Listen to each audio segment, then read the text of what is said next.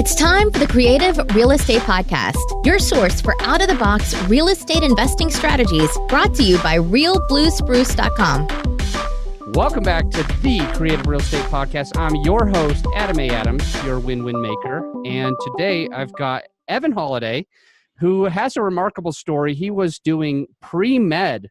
He was 18 years old, and there was a $50 million development going in at the university.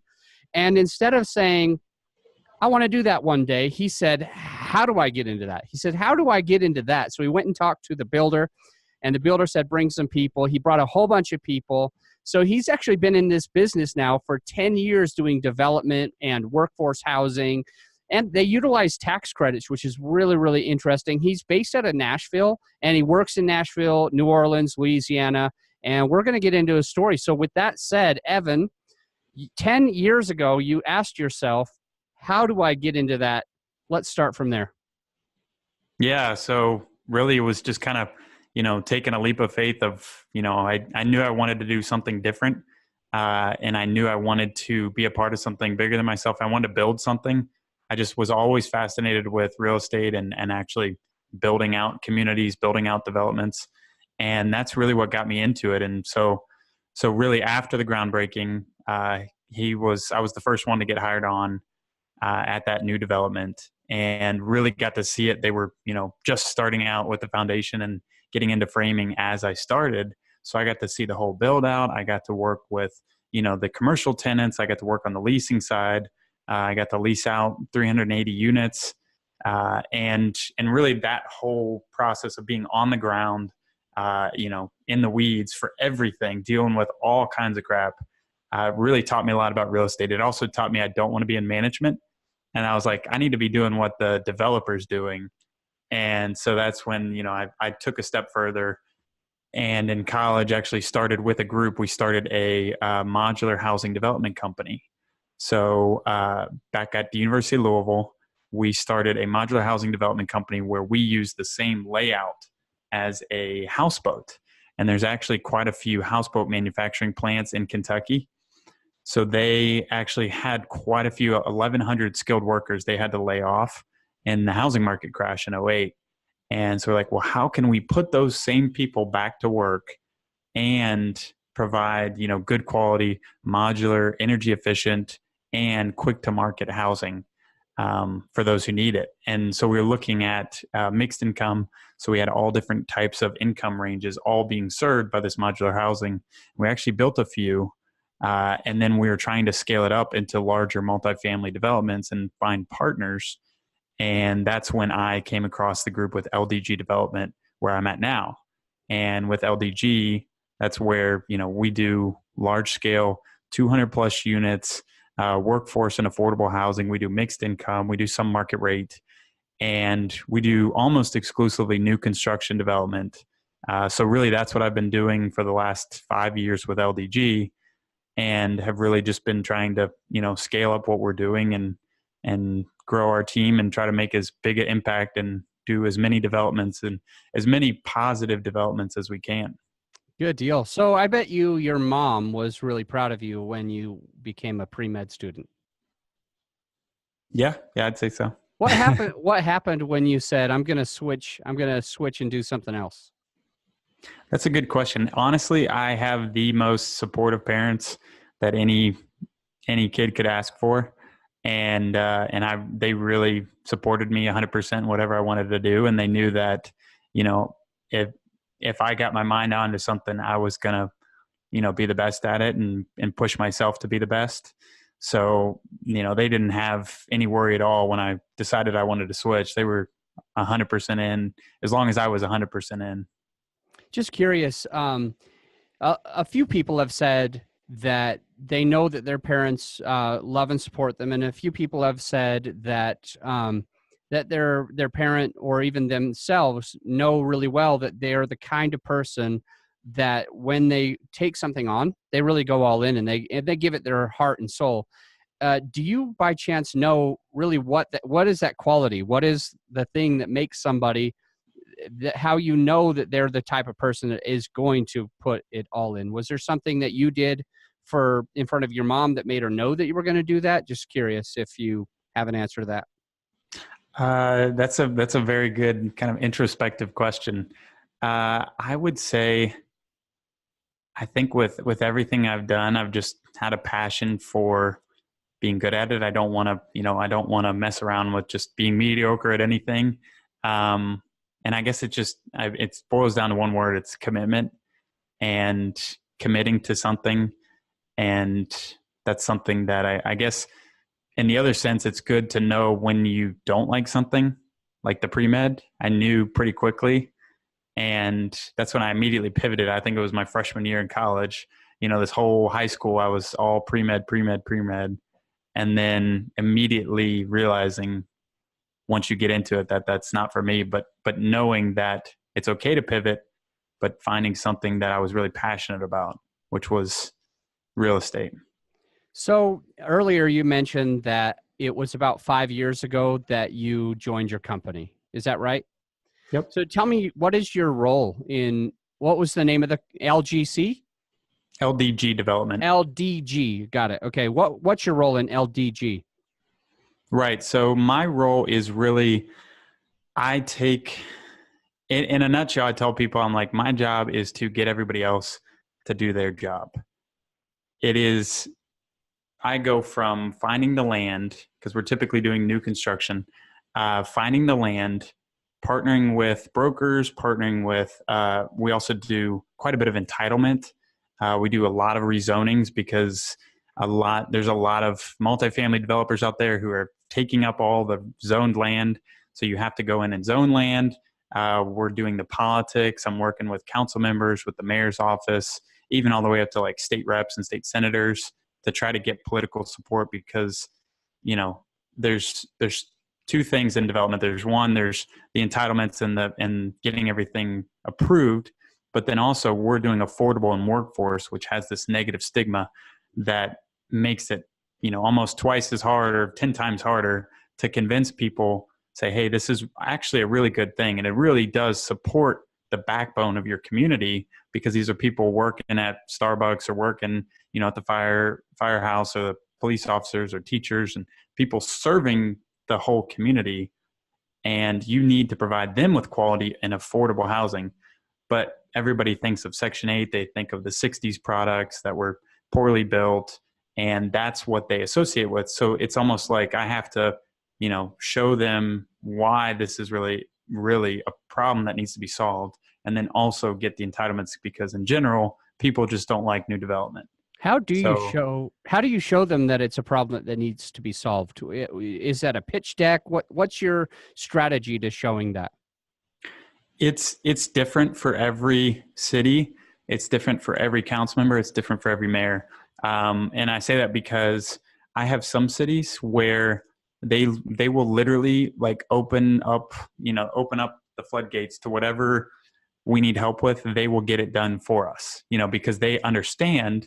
I think it comes down to when city officials personally or, anecdotally see the impact of not having enough affordable housing, where they say, okay, well, supply is obviously not meeting demand because I have a sister or a cousin or a friend, or, my assistant even can't afford to live in the city, and they have to drive, 2-3 counties away just to be able to afford a place.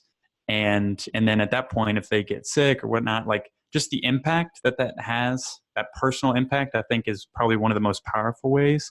And then really just the, going over the needs of communities, and housing is more and more often today is coming up as a hot ticket item for something that really does impact all facets of the community. And the less opportunity you have for housing for middle to lower income people, the bigger drain that's going to put on your economy.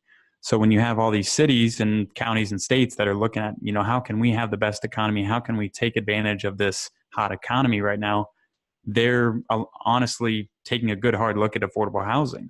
And then you have, don't want to get on too much of a tangent, but I think about Amazon, and they're actually, their HQ2 talk is spurring even more people talking about affordable housing, because Seattle has such a crazy problem with affordable housing, with, Amazon and Microsoft and other companies there.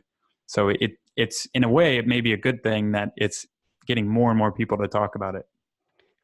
I have a few questions. One is, first off, can you just tell me what is a tax credit? Can you define it, really, how you're utilizing tax credit to build these? Yeah, so tax credits, in essence, it's called the low-income housing tax credit, the affordable housing tax credit. And what it does is it helps subsidize just the cost of construction. It doesn't subsidize the rent, but it subsidizes the cost of construction, so that way the development will be awarded tax credits, and then the development or developer will go out to the market and find banks that are required to invest in tax credits, because every bank is required to invest in every part of their footprint, including the lower income neighborhoods. So all banks are required to do this, and if they ever want to expand or buy other banks, they look at their CRA score, which is their Community Reinvestment Act score. So banks are highly motivated to invest in these tax credits based on expansion and having good standing. So we in turn sell the credits to the bank investors, and then from there, that helps cover part of the construction costs, usually 30 to 40% on the deals we do. There's different types of tax credits, but we could go on and on about that. But we usually cover 30 to 40% of the cost with tax credits. It's like an exchange for equity. And so we sell that, we get the equity, and then the rest we cover with roughly 50 to 60% of mortgage, and then the last remaining 5 to 10% either developer equity or some funds from the city or state government. Do you ever syndicate? So the tax credits can be syndicated. They typically are syndicated. So we work with syndication partners that have, bank partners all over the country, and they'll create like a syndication fund for deals all over the country, and we'll be a part of that. Or there will be one-off direct investors where a bank will have a very large need in one city or one market, and we'll have one bank take the full equity. That was actually more interesting than I expected it to be on tax credits. Is there two things that you would share with somebody that really wanted to get into doing what you're doing, new development into lower income housing, workforce housing, and is there like two pieces of advice that you might be able to share with somebody so that they can get in and start networking with the right people or utilizing these tax credits? Yeah, I would say on the tax credit side, I would say the biggest piece of advice that I can say is just, it's the same with any other multifamily deal that you're going to do is just get yourself educated. Like tax credits and affordable housing are probably one of the most nuanced forms of finance and forms of, multifamily development that there is. It's just really, really unique, and there's a lot of rules. So I would suggest on your first deal, trying to find an experienced partner. Like me, I found a partner and I ended up working for them. But I would say find a partner who's done it before. That's going to be your best bet, and really learn from state housing agencies. They typically, on the state level, they control the federal tax credits. So they're going to be the ones that will be able to answer a lot of your questions. They'll be willing to help people out too. So I'd find a partner and learn from state housing agencies and get educated. All right. The next question I have is on entitlement and rezoning. Entitlement is not a word that everybody knows. You absolutely do know. You use this all the time. But if you could kind of just define what's entitlement and rezoning. Right. So entitlement and rezoning are, in essence, you're working with the city to make sure that you have everything in place to be able to build or do whatever it is you want to do on your property. Because a lot of people think, as long as it's zoned, I can build whatever I want. Well, first off, getting it zoned is always a big hurdle. Rezonings are very hard. You need to involve the city council, the community. You need to do community meetings, and there's usually a lot of give and take and a lot of negotiation that has to go on. And then also you're looking at, there's easements or, certain certain hurdles that you have to get through with planning, with codes, and then even entitlements could also be wrapped into permits, which is where you are submitting plans for your development on the the site side when you're building out on the site, and then also the building side, the permits to build the building. They have to be thoroughly inspected, and that usually takes quite an extensive process for both rezoning and permitting. Got it. Got it. All right. So there's one other question that I really wanted to talk to you about before we got into the final five. And that's just because you're really good at social media. So I wanted to find out, what's your strategy behind social media and how are you executing it? Well, thank you. I appreciate that, Adam. I would say the biggest thing that's worked for me is being active on there, not from a leisurely standpoint, but from actually like reaching out to people. I've learned this actually from people a lot younger than me. Someone that I've learned from a little bit is Casey Adams, I think he's only 18 years old right now, and he's got 250,000 followers on Instagram and a huge following.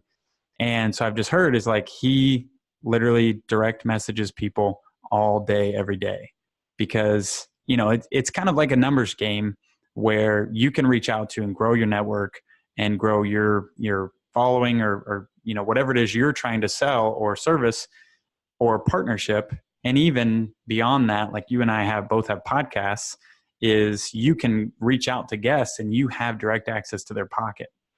So I've had some pretty good success with that, of just reaching out to people that maybe weren't, at my level. They were a few levels above me and just having access to that. But really it just comes down to being on there actively and reaching out to people consistently and constantly. And then as far as posting, just know who your audience is and be true to yourself. I love that. That's all really good advice. And you mentioned the podcast, and you mentioned being able to reach out to other people that might even be above your level currently. And my podcast has really helped me grow my network. They say your network is your net worth. And when you have a podcast, you automatically elevate your network. So definitely would want to mention that to anybody who was considering doing a podcast. I'm excited about the final five with you, Evan. So let's see, what's your most creative deal? I would say it has to be a deal we completed about 2 years ago in Nashville, where we got a pilot, which is a payment in lieu of tax, which is a tax abatement. And we got the very first pilot in the city of Nashville. We had to go all the way to the state legislative office, the state House of Representatives and state senator's office to get this approved. It took almost 4 years, but we were able to get it done. And now it's being used as a tool to do a lot more affordable housing in Nashville. So that was very exciting. We could probably go on for that for hours, but that's the short and sweet version. How about, can you give me 1 more minute on the pilot program and how you made it work instead of hours? All right, 1 minute. So really, it's interesting. In Tennessee, they tax you on your tax credits, so you're almost getting double taxed. You taxed on your NOI and your tax credits, which kind of is counterintuitive to affordable housing. But because of that, our numbers really just didn't pencil out, and so we had the full support of the mayor's office and the housing authority and the city council. And that's where it comes back to, like, if you have that support, they can move mountains for you. And so they actually reached out to the state legislative office because we had to get an ordinance changed at the state level to even allow the city of Nashville to do a pilot. So because of that, we had to get their support and get that done. It made the project go on about 2 years longer than we thought it would, but it was well worth it. Still profitable then? Yes. What's a book you recommend? Book I actually just completed. It really, I don't know, it kind of shifts the way you think about marketing and just the way you think about networking or connecting with people and sharing your message. Is called This Is Marketing. And it's by Seth Godin. Almost forgot his name. Seth Godin, awesome author. That was the first book I've read of his book. workbooks, but highly recommend it. It really just shifts your viewpoint on everything. Perfect. So let's paint the picture, what it looked like with you 5 years ago. Where were you 5 years ago? Well, I was just getting started at LDG. I was new to development. I was new to tax credits. I was new to real estate in general, in the sense that, on a larger scale. And I was really just trying to get my teeth wet and trying to learn and soak up everything I could. And I really wasn't actually doing development as much as I was just trying to, get the foundation in place.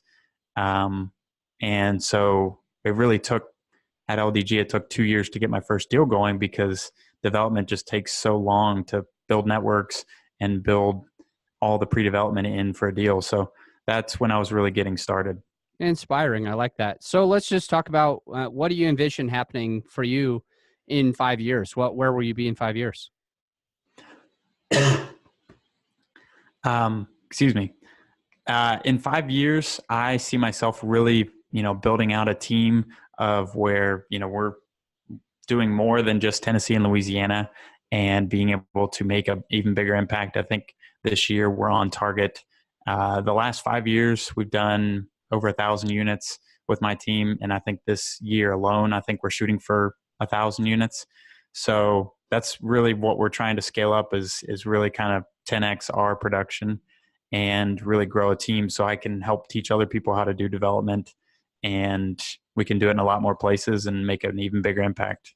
Nice. How do you give back?